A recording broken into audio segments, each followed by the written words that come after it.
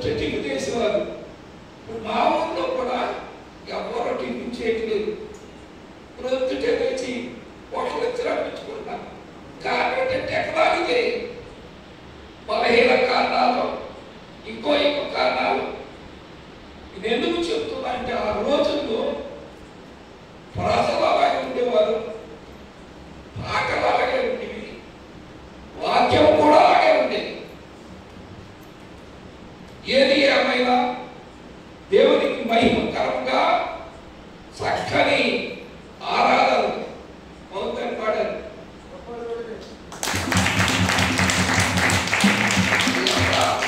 మధురమైన పాట నిత్యము కదలని నిత్యము కదలని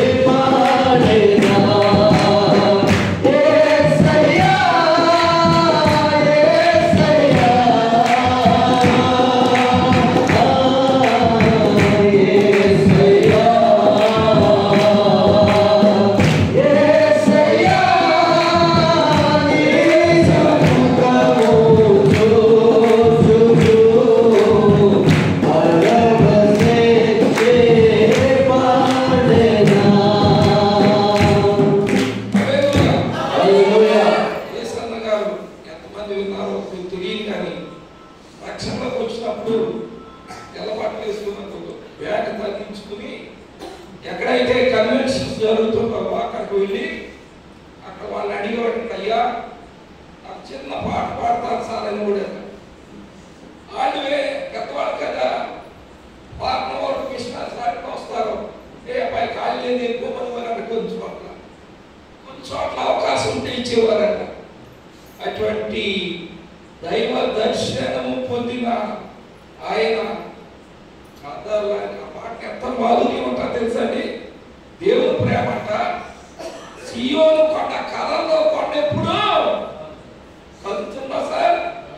అదంటే దేవుని ప్రేమ ఇచ్చికొట్టు సియోను కొండ. అది ఎక్కడికా తెలుసా మీకు? యేసు ప్రభు వారు ఈ చేపలు పట్టి వాళ్ళ దగ్గరికి వచ్చి, అయ్యా మీరు ఇక్కడ వలయింది చేపలు పడతాయన్నారు అన్నారండి. వాళ్ళన్నారు రాత్రంతా వేసాం బాబా, ఏమీ లేదు అక్కడ అన్నాడు. అయినా ఇక్కడ అయ్యింది. అక్కడ ఇంకేషన్ ఏంటంటే జాలమును మైనస్ యేసు ఇజికొట్టు 0. యేసై లేకుండా వారి వాళ్ళైతే ఏం దొరికింది? ఏమీ దొరకలేదు. ఇక్కడ జాలమును ప్లస్ యేసయ్య ఇజికొట్టు సంపద అనే చేప. అంటే నేను ఏం చెప్తున్నానంటే యేసయ్య లేకుండా నువ్వు ఏం చేసినా 0. చాలా యేసుప్రభు వారు అంటే తల్లిదండ్రులు 12వ సంవత్సరంలో యెరూషలేము దేవకి వెళ్ళినప్పుడు యేసయ్య ఉన్నాడని కుదేలిపోతారు తల్లిదండ్రులు. ఈ రోజుల్లో చాలా మంది యేసయ్య ఉన్నాడనే సాగిస్తున్నారు. ఎత్తర యేసయ్య నీలో ఉంటే నువ్వు పాపం చేయలేవు. యేసయ్య నీలో ఉంటే నువ్వు పాటలు పాడతావు. యేసయ్య నీలో ఉంటే సమయానికి దేవుని మందిరానికి వస్తావు. ఈరోజు ప్రాబ్లం ఎట్లా వస్తుందంటే మనం ఉన్నాడు దేవుని ప్రభు అనుకుంటున్నాం. దేవుడు మనలో ఉన్నాడు అనుకుంటున్నాం. మా గ్రామం అమ్మగారు చెప్పినట్టుగా మా గ్రామం మహిపాల చెరువు 35 ఇళ్ళు ఉంటాయి. ఎన్ని ఇళ్ళు అండి? 35 హౌసెస్.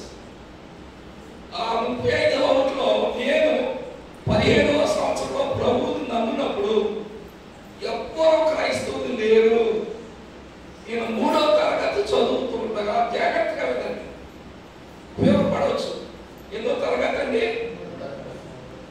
ఉత్తరములు రాసేవాడిని.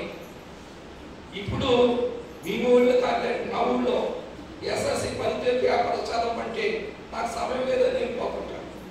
ఏంటి అన్నమాట తెలియక అలాగ చదువుల్లో దేవుని నమ్ముకుని ప్రార్థనలో ఉంటూ యేసయ్యను మా హృదయం చేర్చుకుని మా కుటుంబం రక్షించబడి ముందుకు సాగుతున్న సమయంలో ప్రస్తుత పరిస్థితి 35లో ఎంతమంది అండి? 3 లేక 4 మిగిలారు. తప్పకుండా ఎంతమంది? 31 మంది రక్షణలోకి వచ్చారు. కారణం ఏంటంటే యేసయ్య మా గ్రామంలో ఉన్నాడు. హల్లెలూయా, హల్లెలూయా. మా గ్రామంలో జడ్జి గారు ఉన్నారు, ఇంజనీర్లు ఉన్నారు, డాక్టర్లు ఉన్నారు. చిన్న గ్రామం, పేదలోనే అమెరికాలో వెళ్ళిన వాళ్ళు ఉన్నారు, సాఫ్ట్వేర్ ఇంజనీర్స్ ఉన్నారు. ఇదంతా ఎలా జరిగింది అంటే మా గ్రామంలో యేసయ్య ఉన్నాడు. హల్లెలూయా. మీ హృదయంలో యేసయ్య ఉంటే, ఈ మందిరంలో యేసయ్య ఉంటే, ఈ మందిరం ఈ ఊళ్ళో కూడా దేవుడు అందరినీ మారుస్తాడు. హల్లెలూయా, హల్లెలూయా, హల్లెలూయా, హల్లెలూయా. కాబట్టి యెహోవా అందరికీ, యేసుక్రీస్తు అందరికీ, చెప్పండి అందరికీ ఉపకారే. నీవు చేసిన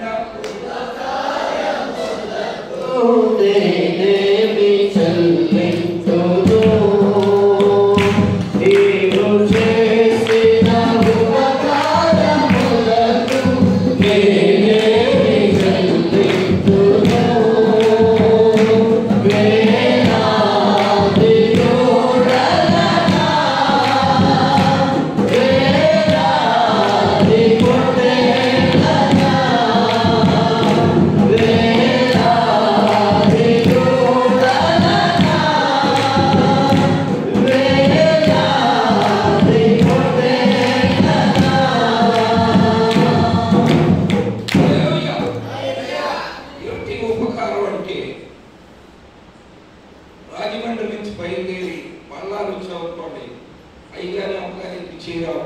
చేరినట్టే నాకు ఏం చేయాలి సార్? ఏం చేయాలమ్మా? కళ్ళు మూసుకుని దేవునికి థ్యాంక్స్ చెప్పాలి. పెద్ద ఇచ్చారు అబ్రహాం గారు పెద్ద తీసుకోండి. ఏం చెప్తారు ఇమీడియట్ గా? చిన్న పెద్దకే థ్యాంక్స్ చెప్తుంటే చూడండి, నీకు ఒక ప్రాణం పెట్టి యేసయ్యకు నీవు దేవా స్తోత్రం లేవా? నిజమండి. నిన్ను కని పోషించే ఈ సమయంలో ఎంతో మంది గవర్నమెంట్ హాస్పిటల్ అనేకమైన వ్యాధులతో బాధపడుతూ ఉండగా నిన్ను ఆయన ప్రత్యేకించి హల్లెలూయా నీపై ప్రేమ చూపి కరుణించి ఆరోగ్యం ఇచ్చి ఆయన సన్నిధికి తోడుకుని వచ్చాడంటే దేవా నీకు స్తోత్రములు. మాకు ఈ 3 కోట్లు అయ్యారు ఇచ్చారు. ఎక్కడ దగ్గర రెసిడెన్స్ ఇచ్చారు, మనకి నివాసం ఇచ్చారు. కొంచెం చూడండి, సోమలాపురంలో ప్రార్థన చేసి రాత్రి మీరు ఉన్నాం అక్కడ వేసిన పొద్దుట నాతో పాటు సేవకు వచ్చారు. వాళ్ళు లేపి అన్నయ్యా లేచిన తర్వాత వెంటనే మోకాళ్ళు ఉని ప్రార్థన చెయ్యండి. ఈ రోజుల్లో మనము ఆశించింది దొరకకపోవడం కారణం ఏంటంటే మనలో మోకాళ్ళు ప్రార్థన లేదు.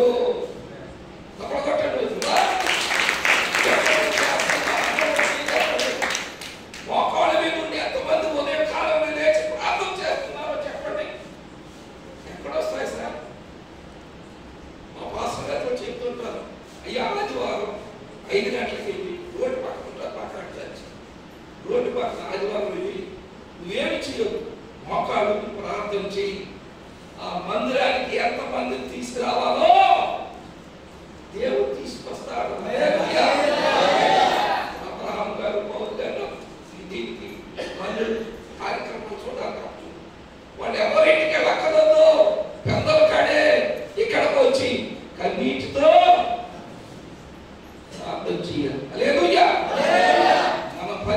చేస్తే దేవుడు తన పని చెప్పండి అమ్మా, తన పని తాను చేస్తాడు. కాబట్టి ఈ రోజుల్లో మోకాడు ప్రార్థన లోపించిందని చెప్పాలి.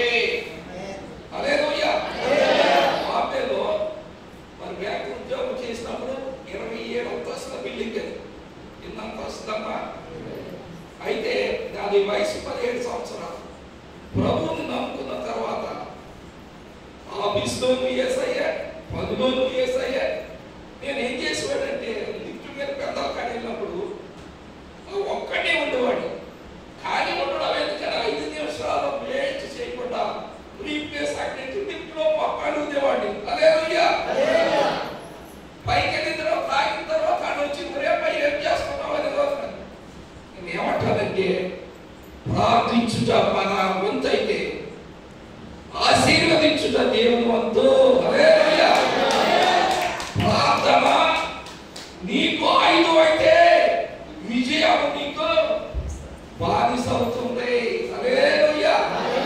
కనుక ప్రభుత్వం ప్రియులారా, అందుకని యేసయ్య అంటాడు, విత్తువాడు విత్తనం చదువుతూ ఉండగా కొన్ని మొండ్ల పదాలలోను, కొన్ని రాతి నేలలోను, తర్వాత కొన్ని మంచి నేలలో పడ్డాయి. మంచి నేల పడిన విత్తనాలు మొలిచినవి అంటే మొలకలు వచ్చాయి.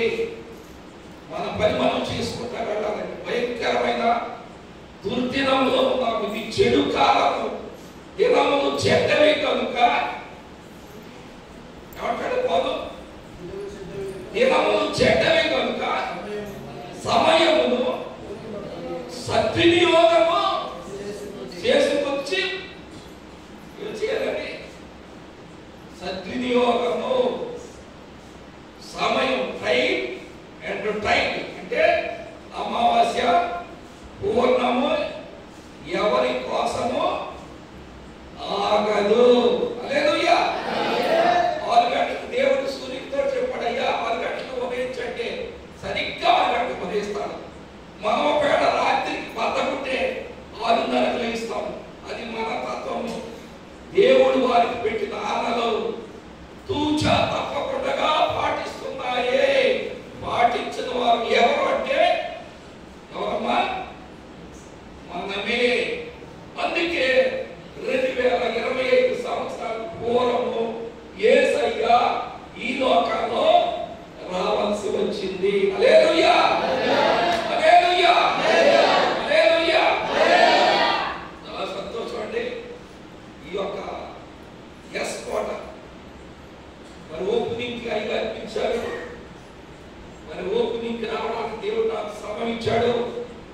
మరలా ఈ యొక్క సంవత్సరం ఈ మీటింగ్కి ఇవేంటంటే అయిగా చెప్పింది ఉద్యోగ కోటాలో సంఘ క్షేమం కొరకు సంఘంలో బిడ్డలు ఉజ్జీవింపబడాలి. ఆయన వచ్చినప్పుడు ఆయన రాకలో సంఘము ఎత్తబడాలి. అదే ఉద్దేశంతో ఏర్పాటు చేయడం జరిగిందని అయ్యగా చెప్పారు. ఎంతో ప్రయాసపడుతున్నారు అయ్యగారు, అమ్మగారు. ఎందుకంటే ఒక ఉదాహరణ చెబుతున్న క్రైస్తవుడు జీవితం ఎలా ఉంటుందంటే మండుచున్న కొవ్వొత్తులా ఉంటుంది. మండిపోత కొవ్వొత్తులు ఎవరికి కొవ్వొత్తుకి ఉపయోగం ఉంటుందండి. అలాగే 2 మంచి గంధం చెక్క నలుగుతూ ఆ గంధం ఎవరికి ఇస్తాయి? మనకి ఇస్తాయి. గంధం చెక్కలు అరిగిపోతాయి. త్యాగ పూరితమైన హృదయంతో అయ్యగారు, అమ్మగారు ఎంతో ప్రయాసపడి అందరినీ పరలోకంలో చేర్చాలని వారి ఉద్దేశం. హల్లెలూయా. నేను నా ఇంటి వారు యోషువ చెప్తున్నాను, మీరు ఎందుకంటే విసుకుపోయాడు. ఎక్కడ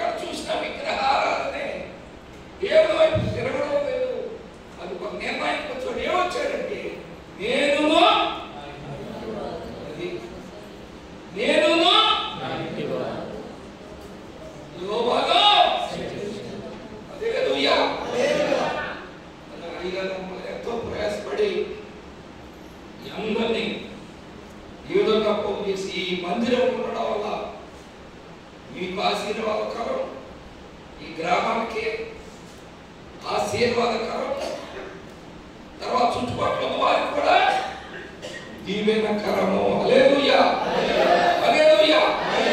ఎందుకంటే దేవుడు తనను మరి తమను నమ్ముకున్న వారి దేవుడు ఎప్పుడు విడిచి పెట్టాడు. హల్లెలూయా.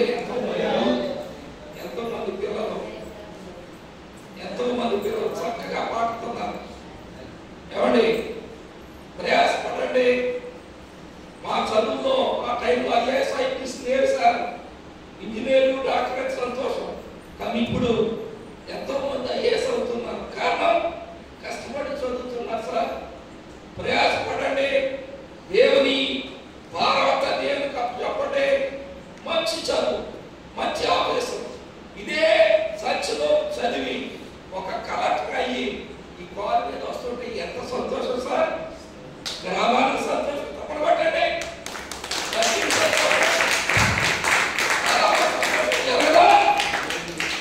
జరుగుతుంది. మనకు పట్టుదల లేదు. అయినటువంటి సౌకర్యాలు మందిరాన్ని మరి కట్టి ఈ విధంగా ఏజీఎం తరపున మరి సంఘాలు ఏర్పాటు చేసి స్వార్థ సేవ చేయడంలో మరి మీకు ఎంతో సహకరిస్తున్నారు. దేవుడు వారికి ఇంకా మంచి ఆయురారోగ్యం ఇచ్చి ఇంకా కొంతమంది ఆత్మలను దేవుని సన్నిధికి నడిపించేటట్టుగా వారికి మంచి ఆరోగ్యం కొరకు అందరూ కూడా ప్రార్థన చేద్దాము. హల్లెలూయా. ప్రార్థన విషయం కొరకు చేస్తుంది, ప్రార్థన ఆరోగ్యం కొరకు చేస్తుంది, ప్రార్థన పరిస్థితులను మారుస్తుంది. ప్రార్థన లక్షించువాడా సర్వశరీరును అది. కాబట్టి మన ప్రార్థనలో శక్తి ఉంది సార్, బలం ఉంది సార్. ప్రార్థించడం అయితే చిత్తమైనది, మన ఇష్టమైతే విజయము చేకూర్చుట దైవ చిత్తం. హల్లెలూయా, హల్లెలూయా. కాబట్టి ప్రభునందు ప్రియ దేవుని బిడ్డారా, ఈ యొక్క చిన్న గ్రామాన్ని నిరుత్సాహపడవద్దు, జనం లేరని విచారించవద్దు. ఎక్కడైతే ఇద్దరు ముగ్గురుగా కూడి నా నామమును బట్టి ప్రార్థన చేసేదరో వారి మధ్య నేను చెప్పండమ్మా ఉన్నాను. మన మీద ఎక్కడైతే ఇద్దరు ముగ్గురు కూడి నా నామమున ప్రార్థన చేసేదరో వారి మధ్య నేను. ఈ మధ్య ఎవరు ఉన్నారండి? యేసయ్య ఉన్నాడు. హల్లెలూయా. సదాకాలం నేను మీతో ఉన్నాను. హల్లెలూయా. ప్రభునందు ప్రియులారా, జనం లేరని నిరుత్సాహపడవద్దు. మీరు వచ్చిన తర్వాత మీతో ప్రభు వస్తాడు. ప్రభును మీను తీసుకుని వస్తాడు. ఇక్కడికి పైగా ఆరాధనలో చక్కగా ఆత్మీయతలు పడారు. మన హృదయంలో దేవుడు వస్తే ఈ సన్నిధి స్వర్గం అవుతుంది, పరలోకం అవుతుంది. హల్లెలూయా. మంచిదండి. మరి రాత్రి అలాగే పగలు ఈ విధంగా సంఘాన్ని బలపరచడానికి అయ్యగారు అమ్మగారు ప్రోత్సహించి మరి రేపు మళ్ళా ఈ పూటలు అయిన తర్వాత బెంగళూరు వెళ్ళి బెంగళూరు నుంచి ఇంటర్నేషనల్ కాన్ఫరెన్స్కి మరి మలేషియా వెళ్ళడానికి వారు సిద్ధపడుతున్నారు. ఈ సందర్భంలో సంఘము జీవించబడాలి, సంఘ క్షేమం కొరకు మరి ఈ విధంగా మమ్మల్ని పిలిచి మీకు వాక్యం రాదని కానీ మీకు తెలియదని కాదు, కానీ ఒక ఉద్యోగం కలగాలి, ఒక మేలు కొలుపు కావాలి. సంఘం ప్రార్థిస్తే సంఘానికి క్షేమం కలుగుతుంది. హల్లెలూయా. యేసు ప్రభువు వారి శిష్యులు మనుషులందరూ కూడా హతసాక్షులు అయిపోయారు. అలాగే మధ్యాహ్నం చెప్పాను నేను, యాకోబుని రప్పముల చేత యూదులు కోసి చెప్పారు. ఇంకా రెండో తరం ఎవరికి వచ్చింది? పేతురుకి వచ్చింది. పేతురు అది పస్కా పండుగ కాబట్టి ఆ రోజు పేతురుని హెరిటేజ్ జైల్లో పెట్టారు. తర్వాత నెక్స్ట్ టైంకి అయిపోతాయి. అప్పుడు సంఘం అంతా కూడా కన్నీటితో ప్రార్థన చేసింది. ప్రార్థన వేరు, ఉపవాస ప్రార్థన వేరు, కన్నీటి. మనకి ఎవరైనా చుట్టాలు వచ్చారనుకోండి, 2 రోజులు 3 రోజులు ఉన్న తర్వాత వెళ్ళిపోతే ఆ బస్సు దగ్గర కన్నీరు వచ్చేస్తారు, రైలు దగ్గర కన్నీరు వస్తారు. ఏమంటే ప్రతి చోట కన్నీరు వస్తారు. కానీ యేసయ్య కొరకు కన్నీరుతో ప్రార్థన చేయడం మనకు రాదు. ఎందుకంటే హృదయము అన్నిటికంటే మోసకరమైనదే, దానిని గ్రహించుగలవాడు ఎవడో. హృదయం చాలా మోసకరమైనది. చూడండి, దేనికి తోకలో విషయం ఉంటుంది, పాముకి తలలో విషయం ఉంటుంది, మనుష్యుడికి నిలువెల్లా విషయం కోరుతూ. ఎవడన్నా కదా ఏ సంగతి చెప్పుకోరు. మేక చచ్చిపోతే 10,000 వస్తుందంట, కోడి చచ్చిపోతే 200 వస్తుందంట, మనిషి చచ్చిపోతే ఏమవుతుందండి? ఏమవుతుందయ్యా? ఎముకలను అంట తీస్తే 40 పైసలు వస్తుందంట. అటువంటి విలువ లేని మనుషుల కొరకు మనిషి ఎంతో తాపత్రయపడుతున్నాడు. సజీవుడైన దేవుణ్ణి విడిచిపెడుతున్నారు. నీ కొరకు నా కొరకు ప్రాణం పెట్టిన దేవుణ్ణి విడిచిపెడుతున్నారు. ఇదే శాశ్వతం అనుకుంటున్నారు. విలువ లేని మనుషుడు విలువ కలిగిన దేవుని విడిచిపెట్టి ఇష్టానుసారమైన జీవితం ఈ లోకంలో జీవిస్తున్నాడు. ఎక్కడ చూసినా కలహాలు, ఎక్కడ చూసినా పగ, ఎక్కడ చూసినా ద్వేషము, ఎక్కడ చూసినా అసూయ, ఎక్కడ చూసినా క్రూరత్వము. బొంబాయి ఇప్పటికీ కూడా ఉంటుంది, పెద్ద బోర్డు ఉంటుంది దాదాపు దగ్గర.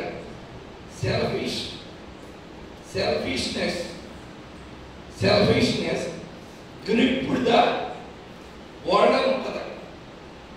సెల్ఫిష్నెస్ గ్రిప్డ్ ద వరల్డ్ అంటారంట. అర్థం ఏంటంటే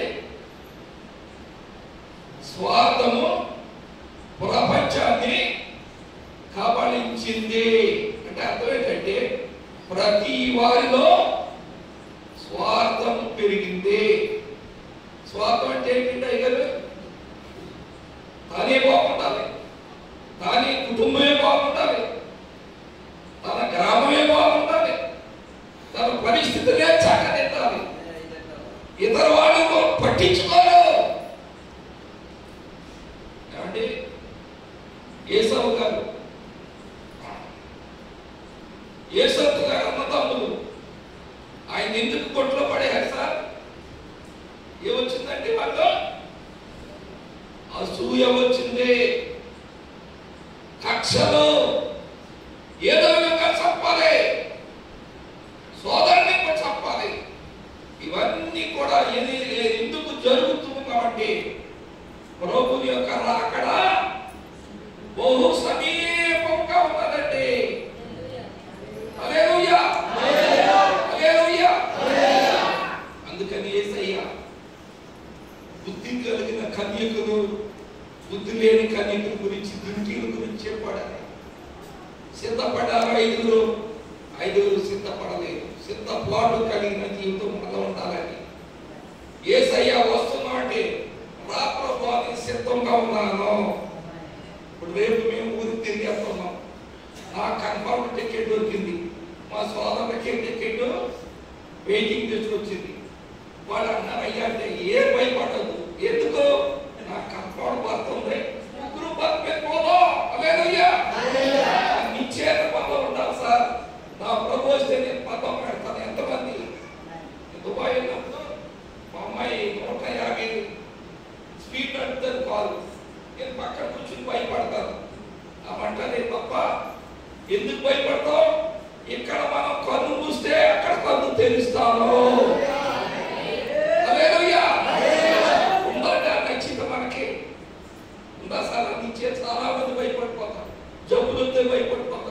తలనొప్పి వస్తే భయపడిపోతాం. ఏ ఒక్కలేదు, ఎందుకంటే మన దేవుడు మంచి ఆరోగ్యం ఇచ్చే